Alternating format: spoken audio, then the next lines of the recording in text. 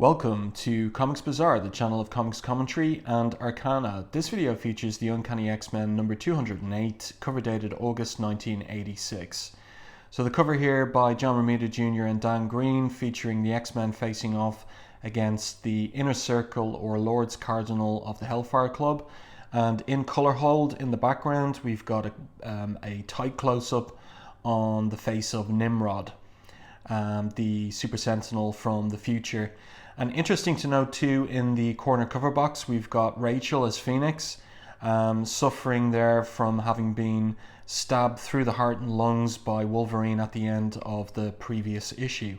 So let's open this one up and see what we have for our splash page. We've got Kitty Pryde there, Shadowcat, and she is giving out to Wolverine and shocked at what he's told her and the rest of the X-Men that he's done at the end of the previous issue, going after Rachel and killing her.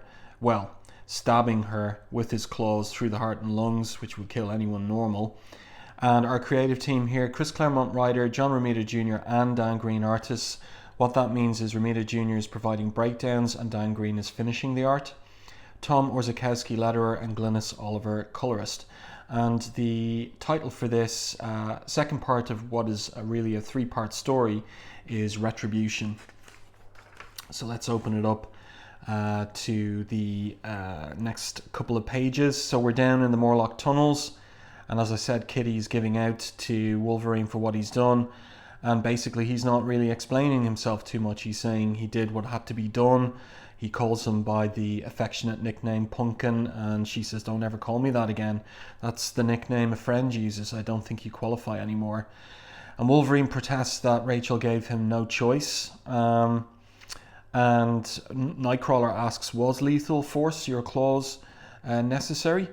And he responds, "If I had another option, Nightcrawler, don't you figure I'd have used it?"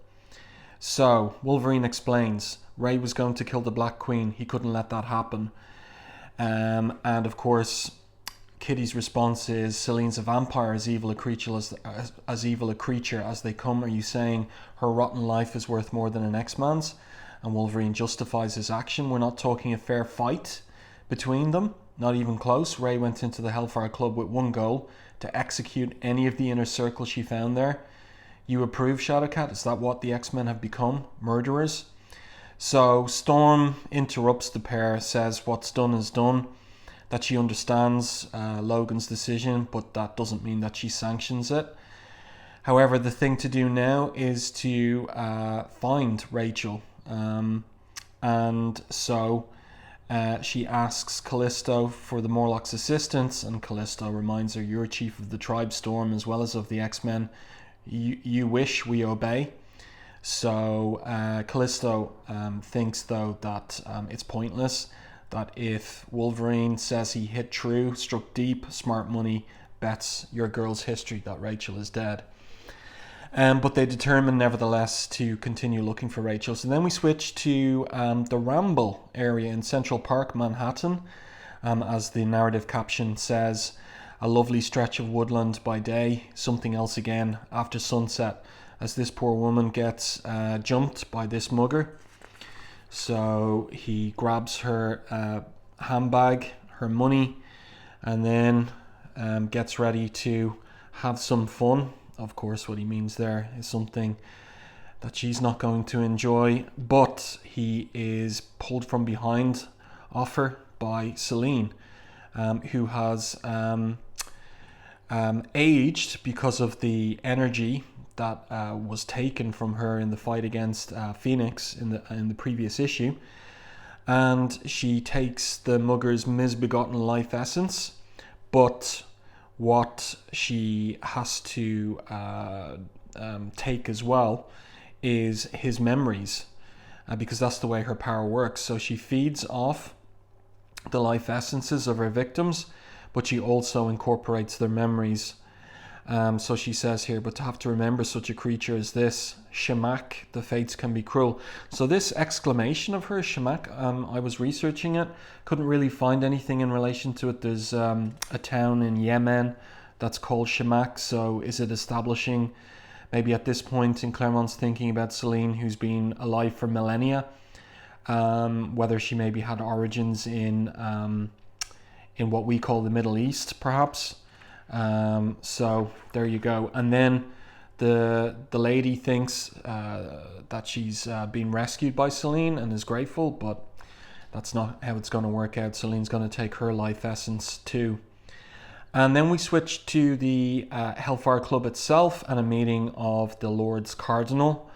So we've got Tessa there, we've got Sebastian Shaw, we've got Harry Leyland, and we've got this guy, Rome, from the previous issue. I think he's the Black Rook.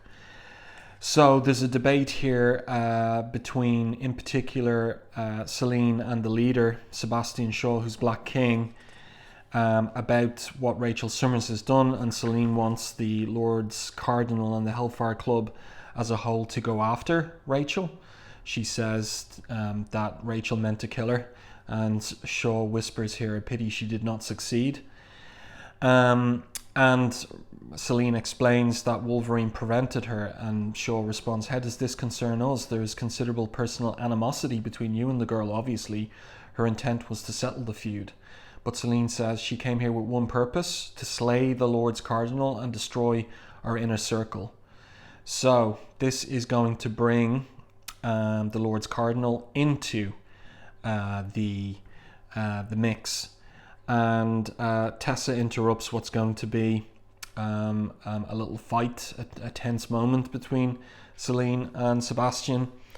And she says Wolverine's intervention, the fact that he inflicted a near mortal wound on a putative comrade, indicates that Phoenix may have broken with her teammates and become a rogue operative. And Selene says, heed your lemon, Shaw. As ever, Tessa speaks with wisdom. Lemon's another interesting piece of vocabulary here in Selene's, her own personal vocabulary. It's a Middle English word, and it means sweetheart, beloved, but also can mean mistress as well. So again, is this part of Claremont's characterization of Selene as having lived for many millennia, centuries, passed through many different cultures, and picked up certain words and expressions from her time in those cultures. So at the end of the debate, Shaw agrees to go along with Selene in hunting down Rachel, but as he says to her, I want her alive. A tool we can perhaps reshape to our purposes. Is that understood? Alive? And she says, of course, perfectly, but the look on her face says something otherwise, yes? And then we pick up with Nimrod, the Sentinel from the future, who is scanning Manhattan and locates multiple Class 1 contacts, mutants and enhanced power beings at Avengers Mansion, at Hellfire Club, and in Central Park itself. And he refines his sweep, and he hits contact with an Omega level mutant, excuse me, who is of course Phoenix. And we get this little readout here about Phoenix's abilities, telepathy, telekinesis, and a warning that the upper limit of target subject's abilities has yet to be determined. Extreme caution is to be exercised in all phases of subject target's apprehension and or subsequent termination. But what he discovers by continuing his targeting sweep is his data scans indicate Phoenix operating alone and at far below optimum performance levels. So a recommendation is to deal with her now while she's isolated from her fellow X-Men and most vulnerable. So he's picked up on Rachel in the aftermath of being stabbed by Wolverine in the previous issue. We haven't seen her yet here, but we'll see her shortly. And then he's living with this particular family, Jaime Rodriguez, and there's his son, and he's looking for a little help with his homework. And he apologizes, says he'll help him in the morning before school. And a little bit of the characterization here from Claremont with Nimrod is starting to become humanized somewhat, uses the personal pronoun I instead of this unit. And so there's some kind of conflict going on here, which will yield results as far away as Uncanny X-Men 247 in the future. And then I love this page. This is a great page. This was one of Claremont's talents, and also working in tandem here with Tom Orzechowski for the lettering. So we're getting this this communication of injured Rachel.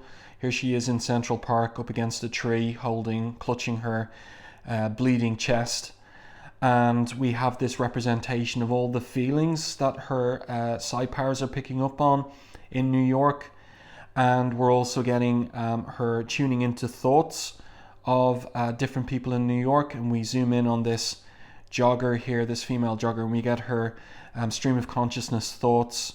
Run, run, run. Shin hurt, too much body bouncing, so hard, stay this thin, want to look nice, be loved, quit, no can't, want to breathe, run, breathe, not home, go, go, go. So I love the way that Claremont did that, and there's another thought balloon over here as well with this. It is very particular of his style, and excellent. I love it. And then we go with Rachel, who is trying to block out the thoughts around her, or she'll go mad, as she says. And then we have the little recap here for any potential new readers of what happened at the end of the previous issue.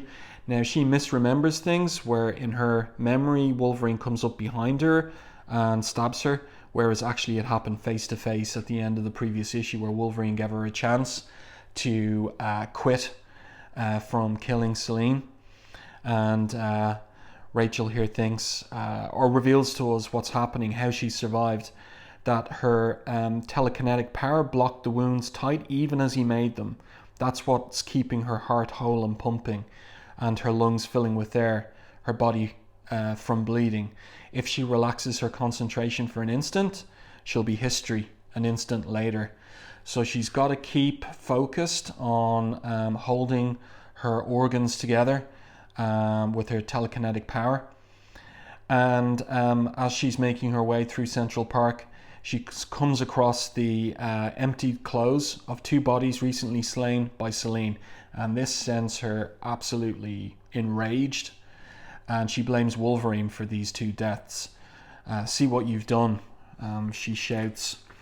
And so sonically she attacks Wolverine in the Morlock tunnels and accuses him of responsibility for the two innocent people. Of course, one of them wasn't innocent, he was a mugger, because you wouldn't let me finish her off.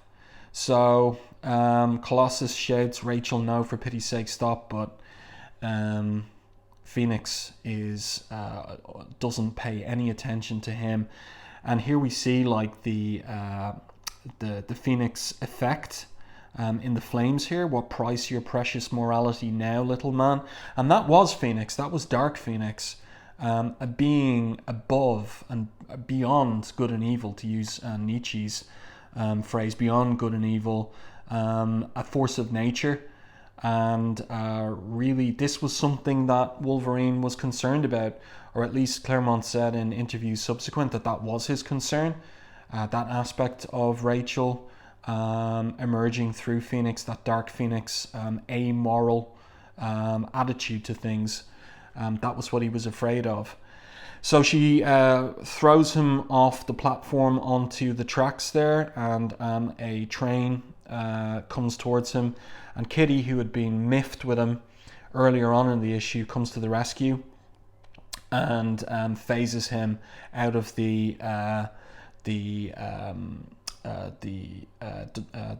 direction, or the onset of the subway train. And then, of course, the driver and guards get off, and the X-Men teleport via Nightcrawler to Central Park, specifically the John Lennon Memorial Garden, Strawberry Fields in Central Park. And here, Caliban turns up as well, and they're going to rely on Caliban to use his power to track down Rachel. Because now that, of course, they know that Rachel is alive. So Wolverine's really been through the wars of late. There's a reference back there to facing Lady Deathstrike in issue 205 as well. So his mutant healing factor really is working double time to get him back up and running again. And so, as I said, like, they're going to use Caliban to find Rachel, and he gives a warning to Storm to sense those strange born like himself. He says, she is nearby, as are others. This is the warning. Beware, hunting her. So who is it that's hunting her? Except, of course, the Lords Cardinal and their the Hellfire Club soldiers as well. Now we get this interesting bit here with Von Rome, the Black Rook, who is, it turns out, a high priest of Selene in her goddess mode. And she uses her telepathy to close a genetic switch in Von Rome, and the Black Rook is instantly transformed into something less than human, but far deadlier than any beast. So he becomes a kind of hound for Selene, to ironically hunt down former hound Rachel. And Shaw, witnessing this here, is alarmed by the extent of Selene's powers, and asks Tessa to analyze and evaluate what they've just seen. And Tessa says, most probably a specific voluntary transmutation talent akin to lycanthropy, activated through some psychic interface. So lycanthropy is the transformation into a werewolf, and the psychic interface with Selene's own powers. So here we have Von Rome with these kind of canines, these extended canines, looking pretty bestial and feral, and he's tracked Rachel. She's close by and sorely wounded. So Selene instructs him to lead them to her. So the Hellfire soldiers go run off after Von Rome. And then we pick up with Nimrod again, who's using his tracking devices to hone in on his targets. So here he says, multiple surface contacts identified as Morlocks and Lords of Hellfire, plus 12 classified as X-Men. Now there's 7 X-Men in the park, and excepting Rachel. And so who are the other 5? And it turns out that this is a little subtle reference to the fact that at this moment, elsewhere in Central Park, you've got the original 5 X-Men as X-Factor, and they will be shown to have been in Central Park on that same night in X-Factor number 8. So nice little kind of subtle continuity bit there coming out of Nimrod scans. And some communication now between Claremont and his former editor Louise Simonson, who's the new writer of X Factor after Bob McLeod's departure from the title. So then we pick up with Rachel, and here is Von Rome about to pounce on her. And just before he lands on her, Rogue intervenes. And in this bestial state, Von Rome starts clawing at Rogue's costume. And when he makes bare skin contact, Rogue immediately absorbs Von Rome's power, his memories, the totality of his psyche, and since he was Selene's slave, she becomes the same. So now she goes on the attack against Rachel, and Rachel has to use a Cybolt against her erstwhile teammate. And here's one of Selene's powers. So she's got power over inanimate matter, and so she's able to wrap up Rogue in rock until as she says here, the power you stole reverts to its rightful owner, Von Rome. And now she says to Shaw, the Phoenix is ready for their taking. But Kitty intervenes, a fastball special there being thrown into action by Colossus. We've got Storm emerging from the bushes. And so we've got a bit of teamwork here from the X-Men. But Leyland uses his power to increase Colossus's mass. And Colossus starts sinking into the earth of Central Park. And Rogue springs into action to grab a hold of him. But of course, Selene intervenes and, using her powers over inanimate matter, shreds or disintegrates Rogue's gloves. So she makes flesh contact with Colossus, absorbs his powers. And this is a great little bit of kind of thinking through how the powers work and real world physics. As Colossus is being dragged down because of his increased mass, if she doesn't let go, she'll tear his arm right out of its socket because he's lost his organic steel power. Her body turns to steel and he becomes human, so she has to let go, and he keeps on falling into the ground. So the X-Men are in a real jam here, and Rogue delves down into the earth, but Storm tells her to drop back and to execute an immediate Earthshaker against the Lords Cardinal.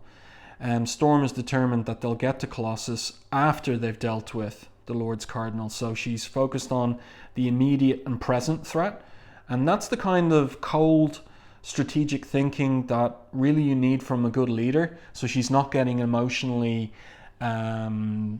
perturbed by what's happening. She's keeping cool. So this is great characterization on Claremont's part here in relation to Storm, and really showing why it is that she deserves, despite having no powers, deserves to be leader of the X-Men at this point.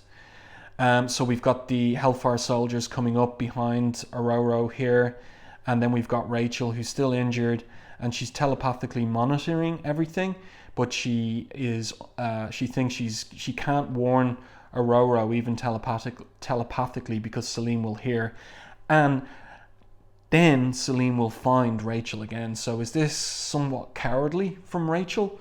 Remember, she is in mortal danger, because if she loses concentration regarding the telekinetic control of her ruptured heart and lungs, she'll die. So Rachel slinks away from the fight, even as it looks like the X-Men's goose is cooked. And then, last panel here, mutants and bright light flashing over the whole scene in this Strawberry Fields area of Central Park. And who is it? It's Nimrod. He's made his move. And as he says here, "I am Nimrod. Your physical nature automatically brands you as felons. The unsanctioned use of those mutant abilities is a capital crime, punishable by death." So here's our setup now for part 3 of this 3-part story. Salvation will be its title, and it's going to be an action-packed concluding part to the trilogy next issue. So I do hope that you enjoyed this review and commentary on this particular issue of Uncanny X-Men number 208. If you enjoyed the video, please like it, and if you haven't done so already, subscribe to the channel and stay tuned for more content like this.